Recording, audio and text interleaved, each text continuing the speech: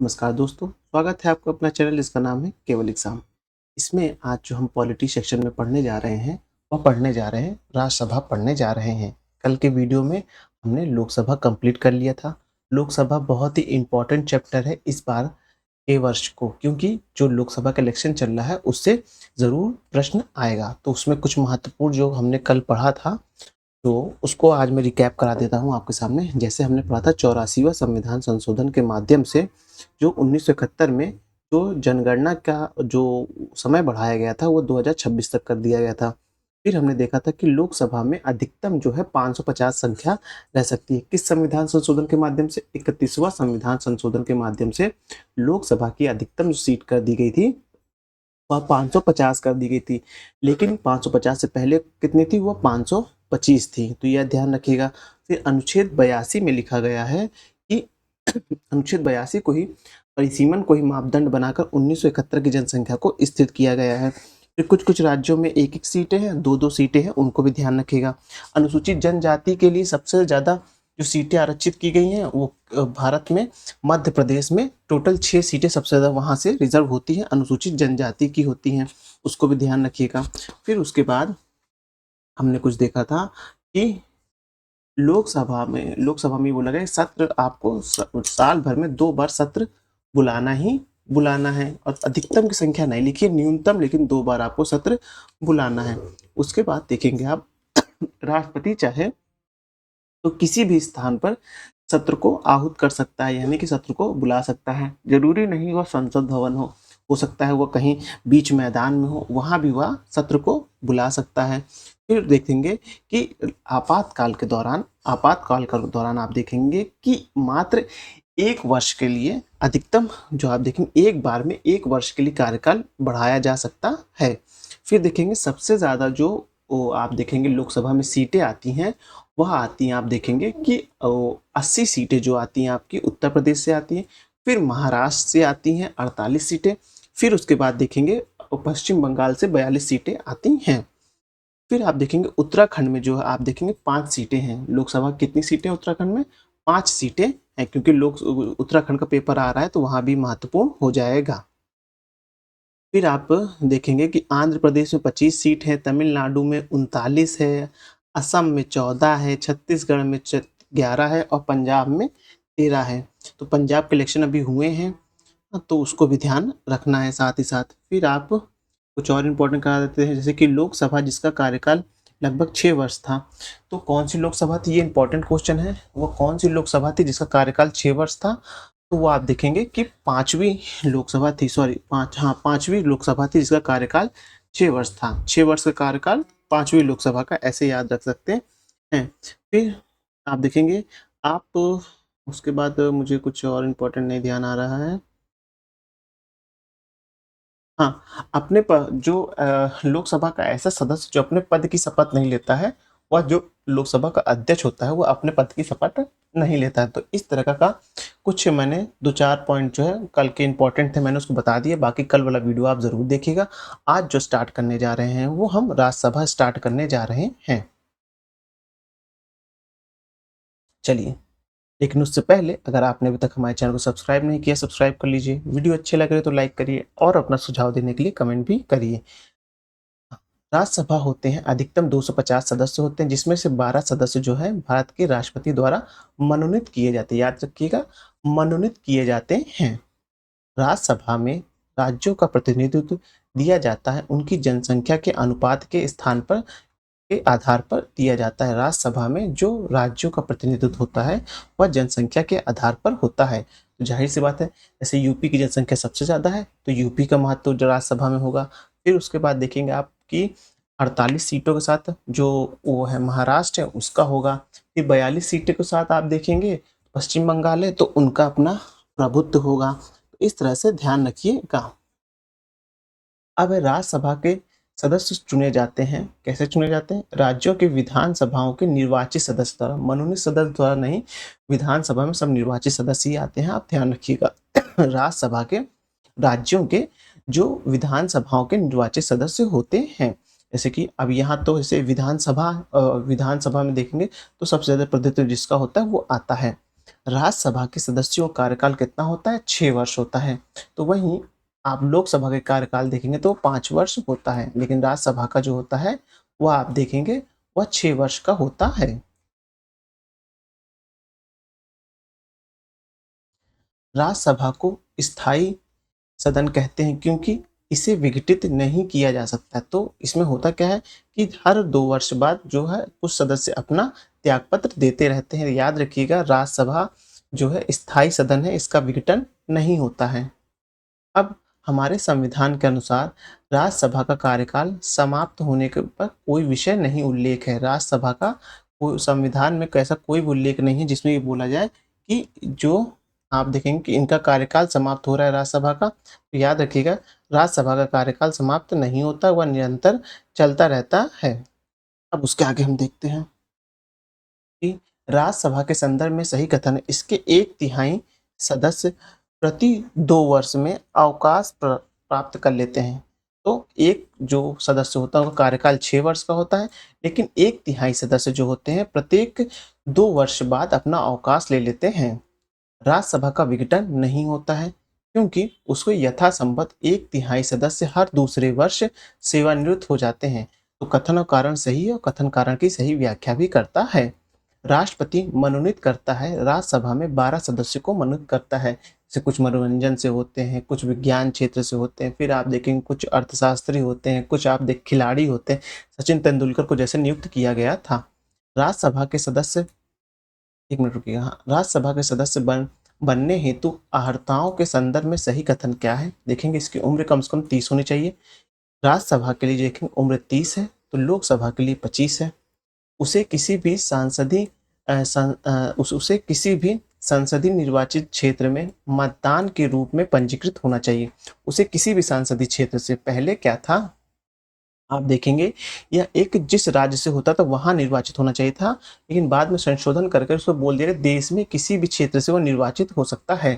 फिर राज्य के अंतर्गत लाभ का पद धारण नहीं होना चाहिए। लाभ का पद धारण नहीं होना चाहिए। लाभ के पद को ऐसा समझ लीजिए कि सरकार की तरफ से कोई वित्त पोषण ना होता हो, तो वो जो है वो आप उसे ही लाभ का पद कहते हैं। तो ऐसे लोग जो है जिनके पास ये सब योग्यताएं हैं वह राज्यसभा के सदस्य बन सकते हैं। अब है राज्यसभा में एकांकित शक्तियों के अंतर्गत आता है, क्या आता है? नई अखिल भारतीय सेवाओं का सृजन। ये देखिए जो राज्यसभा है ये इसकी एक शक्ति ऐसी है जो लोकसभा से ज़्यादा पावरफुल है। तो ध्यान रखिएगा, जो राज्यसभा के जो एकांकित शक्ति क्या है कि वह नई अखिल भारतीय सेवाओं का सृजन कर सकता है। चलिए इसको देखिए जो पॉलिटी के जो एक-एक सेक्शन है उसको ध्यान से पढ़िए।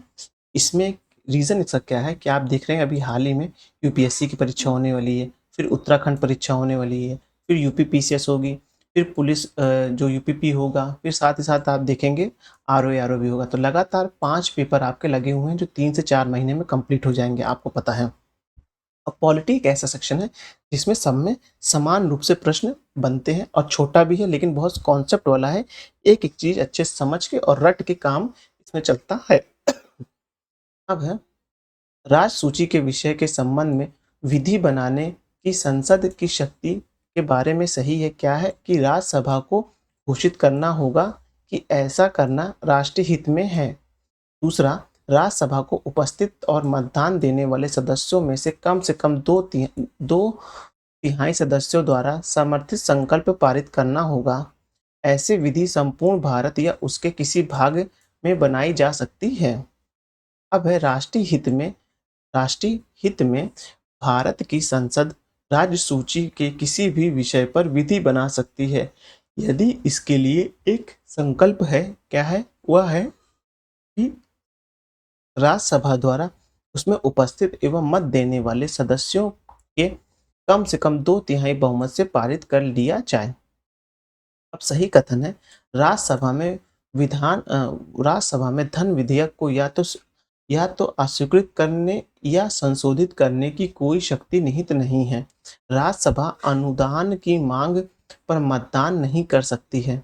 राज्यसभा में वार्षिक वित्तीय विवरण पर चर्चा हो सकती है, लेकिन जो प्रश्न बना था इसमें मुझे याद आ रहा है उसमें लिखा था कि वार्षिक वित्तीय विवरण यानी कि बजट, याद रखिएगा बजट पर बोला गया था कि राज्यसभा में चर्चा नहीं होती, लेकिन नहीं, बजट पर भी राज्यसभा में चर्चा होती है। कथन है, किसी धन विधेयक को लोकसभा द्वारा पारित किए जाने और राज्यसभा को पारित किए जाने के बाद राज्यसभा की सिफारिशें लोकसभा द्वारा सिफारिशों की प्राप्ति के 14 दिन के अंदर अनिवार्यता स्वीकार की जाती है और तत्पश्चात उन्हें विधेयक में अंगीकृत किया जाता है। कारण क्या है इसका कि धन विधेयक राज्यसभा में पेश नहीं किया जा सकता है। तो आप देखेंगे ए गलत है परंतु आर सही है। धन विधेयक जो होता है वह राज्यसभा में पेश नहीं किया जा सकता है, ये गलत है। नहीं, सही है, पेश नहीं किया जाता, हाँ, सही है कि धन विधेयक जो है वह राज्यसभा में पेश नहीं किया, हाँ, राज्यसभा में उस पे चर्चा हो सकती है, राज्यसभा उसको 14 दिन तक रोक सकता है, लेकिन जो धन विधेयक है वह आप देखेंगे सॉरी, वह राज्यसभा में पेश नहीं किया जाता। आर्टिकल 110 में जो है आप देखेंगे कि धन विधेयक के बारे में लिखा है। विधेयक जो राज्यसभा में प्रथम बार प्रस्तावित नहीं किया जा सकता, वह आप देखेंगे धन विधेयक है। धन विधेयक जो है वह राज्यसभा में दोबारा प्रथम बार प्रस्तावित नहीं किया जाता, प्रथम बार वहीं प्रस्तावित नहीं। जो धन विधेयक होता है या जो आप देखेंगे विधेयक धन विधेयक है, वह सदैव आप देखेंगे लोकसभा में पहले पेश किया जाता है, उसके बाद राज्यसभा में जाता है।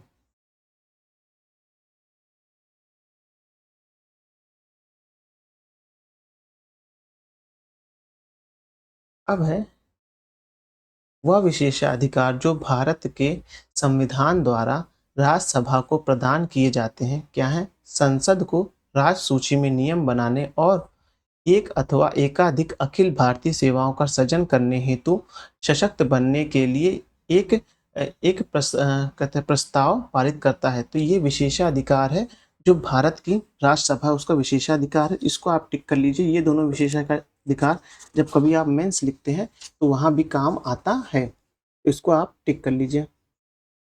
अब है कि संसद हम्म, संसद को राज्य सूची के विषय के संबंध में विधि बनाने की शक्ति प्रदान करता है। कौन करता है? अनुच्छेद 249 जो है वह संसद को राज्य सूची के विषय पर विधि बनाने की शक्ति प्रदान करता है। आर्टिकल 249 में लिखा है। अब आर्टिकल सीधा ऐसे पूछे जाते हैं तो ये भी टिक कर लीजिए। अब है प्रथम अभिनेत्री जो राज्यसभा के लिए नामित की गई थी, नरगिस दत्त। ये इंपॉर्टेंट क्वेश्चन है क्योंकि ये महिलाओं के संबंध में भी आता है और साथ ही साथ यह क्वेश्चन अभी हाल ही में शायद उत्तराखंड पीसीएस जो 2022 उसमें यह आया था। अब है राज्यसभा का अनन्य अधिकार यानी एकांकित शक्ति क्या है? देखेंगे कि नई अखिल भारतीय सेवाओं के सृजन एवं मतलब उनके बारे सिफारिश करने से है। अब है लोकसभा को राज्यसभा को लोकसभा के समान शक्ति प्राप्त है संविधान में संशोधन की के विषय में। भारत के संविधान में चौथी अनुसूची को सही वर्णित करता है। क्या करता है? इसमें राज्यसभा में स्थानों का आवंटन है। अब राजस्थान में 10 सीटें हैं राज्यसभा की, गुजरात में जो है 11 सीटें हैं, कर्नाटक में 12 सीटें हैं और पंजाब में 7 सीटें हैं। ये भी ध्यान रखिएगा, ये थोड़ा ध्यान रखेंगे तो हो सकता है आपकी बार पूछा जा रहा कि लोकसभा के इलेक्शन चल रहा हो, सीटों का आवंटन पूछ लिया जाए राज्यसभा के हिसाब से, ये अपने आप में है। फिर है आंध्र प्रदेश में राज्यों जो सीटें हैं राज्यसभा 11 हैं, महाराष्ट्र में 19 हैं, फिर आप देखिए कर्नाटक में जो देखेंगे 12 है और पश्चिम बंगाल में आप देखेंगे 16 है। तेलंगाना के गठन के बाद आंध्र प्रदेश में राज्यसभा की सीटें 11 तथा जो तेलंगाना की है वो 7 हो गई है। तो ये भी क्वेश्चन इंपॉर्टेंट है। अब उसके आगे देखेंगे तमिलनाडु में जो राज्यसभा की सीटें वो 18 हैं, गुजरात में 11 हैं, राजस्थान में 10 हैं, मध्य प्रदेश में 11 है, बिहार में 16 है, केरल में देखेंगे बिहार में आप देखेंगे 16 है, केरल में 9 है, उड़ीसा में 10 है और उत्तर प्रदेश में 31 सीटें हैं। ठीक है, उत्तर प्रदेश में कितनी ज़्यादा सीटें हैं, इसलिए उत्तर प्रदेश को जो कहते हैं ना, जो यूपी में शासन करेगा वो केंद्र में शासन करेगा। एक कोई मूवी आई तो उसका ये डायलॉग है शायद, जिसमें बताया गया था सुनो ना संगमरमर की दीवारें, ऐसे कुछ गाना है, उसमें ये सब डायलॉग आया था। तो ये एक बार आप पढ़ लीजिएगा, ज़्यादा इंपॉर्टेंट है, एक बार सस्सी निगाह से देख लेंगे तो काम चल जाएगा। अब राज्यों का नाम और सीटें, झारखंड में देखेंगे 6 सीटें हैं, उत्तराखंड में 3 हैं, उत्तराखंड में 3 सीटें यहाँ हैं और जो लोकसभा में देखेंगे तो 5 सीटें हैं। फिर छत्तीसगढ़ में 5 है, पंजाब में 7 है।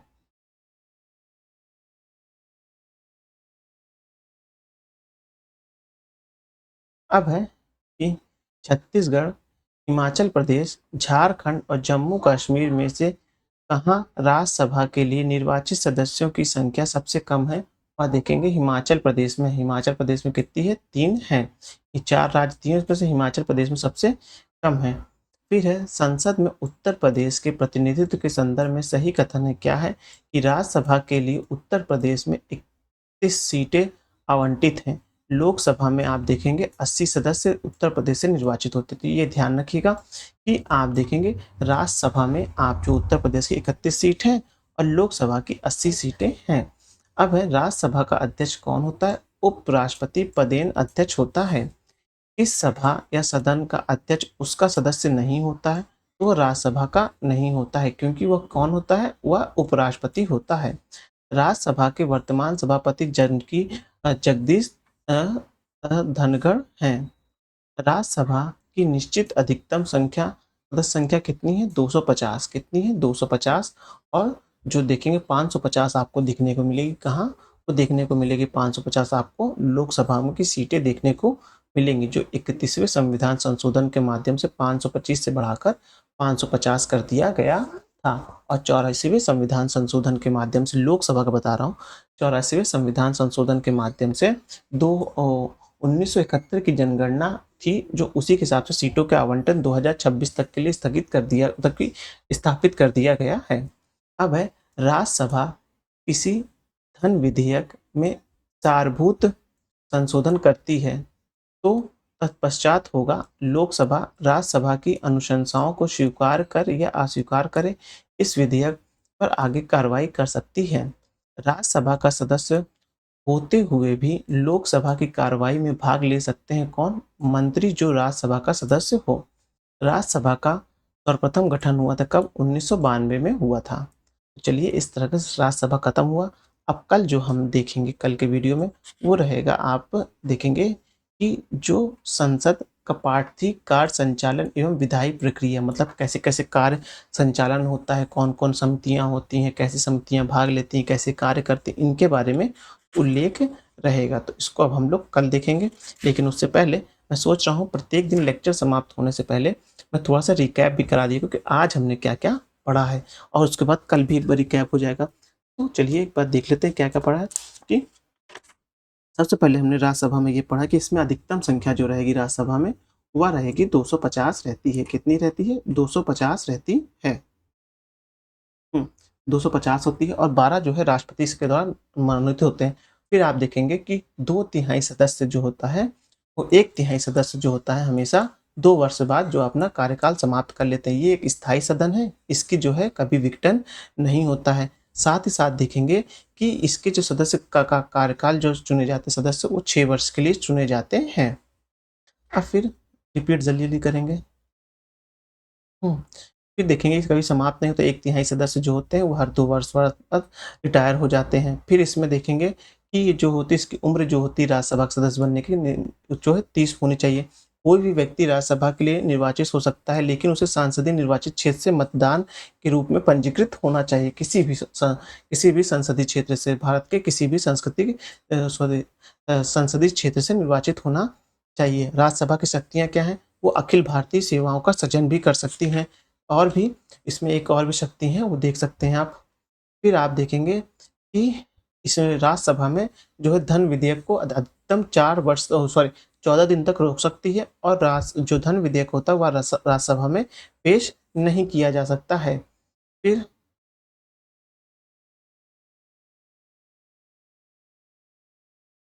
अब है कि संसद को संसद को राज्य सूची के विषय के संबंध में विधि बनाने की शक्ति कहाँ से प्रदान है? वह देखेंगे अनुच्छेद 249 के माध्यम से प्रदान है। वह प्रथम अभिनेत्री जो राज्यसभा के लिए नामांकित हुई थी वह थी नरगिस दत्त। ये अच्छी, मतलब कि ये इंपॉर्टेंट बात है, ये ध्यान रखिएगा। फिर आप राज्यों का थोड़ा आवंटन देख लीजिए। राज्यसभा राजस्थान में 10 सीटें हैं, गुजरात में 11, कर्नाटक में 12, पंजाब में 17, आंध्र प्रदेश में 11, महाराष्ट्र में देखेंगे 19, कर्नाटक में 12 और पश्चिम बंगाल में 16, तेलंगाना में 7, तमिलनाडु में 18 है, गुजरात में 11 है, फिर राजस्थान में 10 है, मध्य प्रदेश में 11 है, बिहार में 16 है, केरल में 9 है, उड़ीसा में 10 है, उत्तर प्रदेश में 31 है। इस प्रकार जो सीटों का बंटवारा था हम लोग ने देख लिया है। अब अब इसके आगे देख लेते हैं।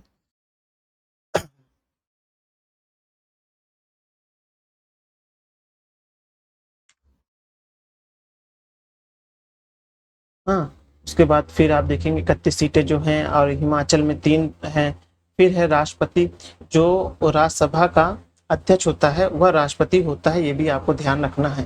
तो इस तरह से ये पेपर से जो होता है राज्यसभा जो होता है चैप्टर आज समाप्त होता है। कल हम देखेंगे संसद का जो कार्य संचालन एवं विधायी प्रक्रिया देखेंगे। चलिए वीडियो समाप्त करते हैं, धन्यवाद।